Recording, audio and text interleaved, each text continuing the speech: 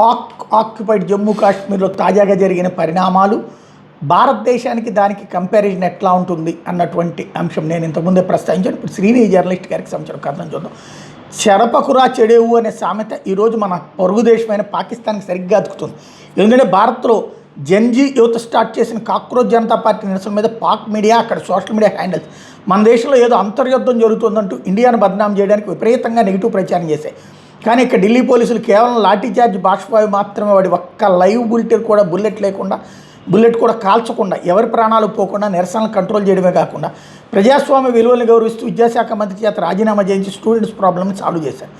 అయితే సరిగ్గా ఇదే టైంలో పాకిస్తాన్ ఆక్యుపైడ్ కాశ్మీర్లో ఎలక్షన్స్ టైంలో స్థానిక ప్రజలు తమ హక్కుల కోసం నిరసనలు చేస్తుంటే పాక్ మిలిటరీ రేంజర్స్ పెట్టాలని కాల్చినట్టు కాల్చిపడేయడంతో తాజా కాల్పులో దాదాపు 20 మంది, గత 3-4 నెలల్లో దాదాపు 80 మంది వరకు ప్రాణాలు కోల్పోవడం, ప్రపంచానికి తెలియకుండా ఇంటర్నెట్ కూడా బంద్ చేశారు.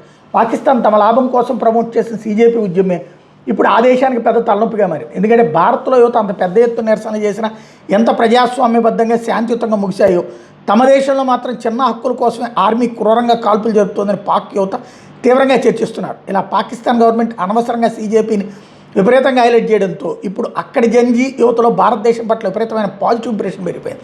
ఇండియా డెమోక్రసీని చూసి పాక్ యువకులు ఫిదా అవుతూ తమ సొంత వ్యవస్థల మీద భారత్ను బదనాం చేయాలనుకుని ఘోరంగా బోర్లాపడ్డ తమ ప్రభుత్వ కుట్రల మీద తీవ్ర అసహ్యం పెంచుకుంటున్నారు.